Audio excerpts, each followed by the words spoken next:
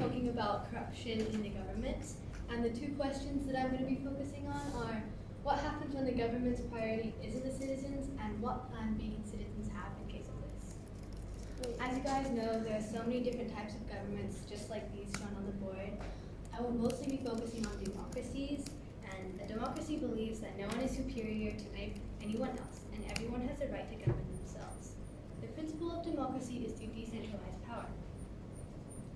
The three main responsibilities a government has towards its citizens is to protect, provide for, and invest in. The idea of a government as a protector can be both internal and external, safety or defense. A government as a protector requires access to fund, train, and equip the police force, build courts and jails, and write laws citizens must obey. As a provider, a government should be a provider of goods and services that individuals cannot provide individually for themselves. Infrastructure such as transportation, power, water, and public libraries. Another concept of government as a provider is a social welfare state, which means that the government can cushion the inability of citizens to provide for themselves, particularly in the vulnerable conditions of youth, old age, sickness, unemployment, and disability, due to economic forces beyond their control. The foundation of a government is to provide and to protect. However, whenever possible, governments should invest in their citizens as well.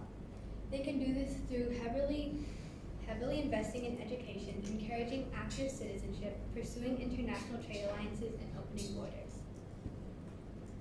If a government's priority stops being the citizens, all these benefits that citizens enjoy will be gone. The sad history of politics, not just in the United States, is that government leaders often serve their own interests more than the interests of those they promise to serve. It is often actually at the expense of those they had supposedly dedicated themselves to serve.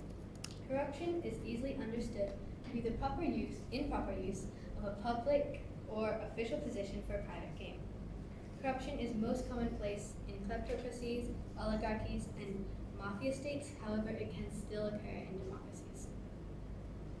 Political scientists have long observed that greed and consuming self-interest among governing officials is perhaps the most challenging governance problem afflicting many countries.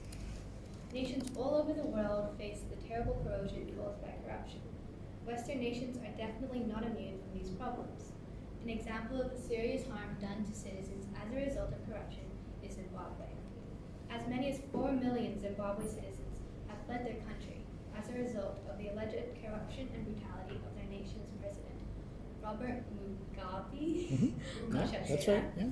Over 1 million migrants and refugees fleeing war, poverty, and violence in the Middle East, Asia, and Africa crossed into Europe by land, air, and sea in 2015, setting off the largest refugee crisis since World War II.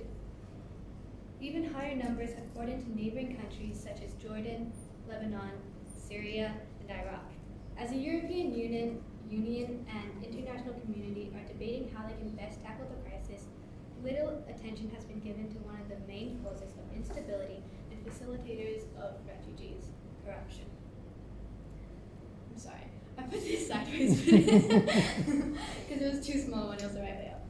Although corruption alone is not a direct reason why refugees flee their countries, research shows it is often the main cause of overall violence and instability, forcing people to run for their physical and psychological safety. Okay, so it says, What have you done? it says, how corruption puts refugee lives at risk. Smugglers bribe officials for fraudulent passports and visas. Smugglers charge up to US $3,000 per person to reach Europe. 30 to 50 refugees packed onto each a rubber boat called a death boat.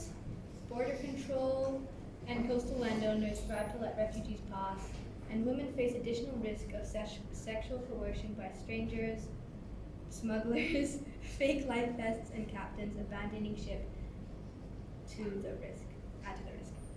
Most armed conflicts, including the one in Syria where half of refugees come from, began as civilian uprisings against corrupt and autocratic governments.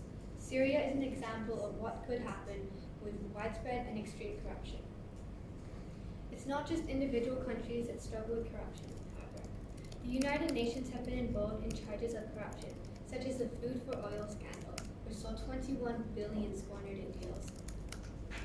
When governments fall into these patterns of greed and selfishness, citizens should have a plan B or protection from this happening in the first place. 3 concepts that can help citizens as a whole are having a constitution, having watchdog institutions, and having a certain government structure. Americans have a constitution, which is a written government agreed upon with the government, listing their unalienable rights and limitations on government power to protect them from the government. Each amendment details a limitation on governmental power or a right that any U.S. citizen has. For example, the 4th Amendment protects citizens from unreasonable search and seizure. This means that a government cannot under any means violate this, and a citizen can refer to Constitution as a defense. Watchdog institutions can also protect citizens from corruption in the government by finding corruption before it causes major harm and informing citizens when they find it. The FBI and the media are examples of watchdog institutions. The media as a watchdog institution is called watchdog journalism. In the course of their work, watchdog journalists gather information about wrongdoings of people in power and deliver it to the public so the public can understand what happens in society and stop wrongdoings. The FBI as a watchdog institution must make sure to keep itself independent from the government in order to make an effective watchdog. Politicians such as Trump often attempt to undermine these watchdog institutions by questioning their credibility. For instance, Trump often calls the media fake news as he doesn't like the things they're revealing about.